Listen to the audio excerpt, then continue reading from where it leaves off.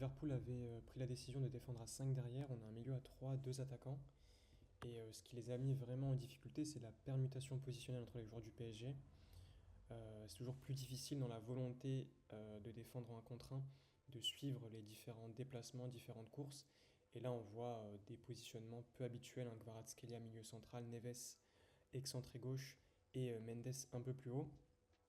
Le starter avec la passe latérale qui déclenche le cadrage de Frimpong côté, Konaté qui suit en étant proche du potentiel receveur à l'intérieur, et Van Dijk qui ne vient à aucun moment compenser l'espace qui se crée dans le couloir intérieur.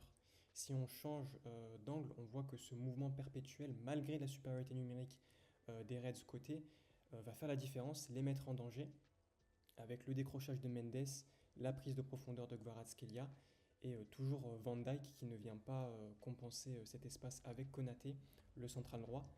Et surtout, on a un 3 contre 0 dans le couloir axial, avec cette volonté de défendre l'homme et non pas l'espace qui va les condamner sur la situation.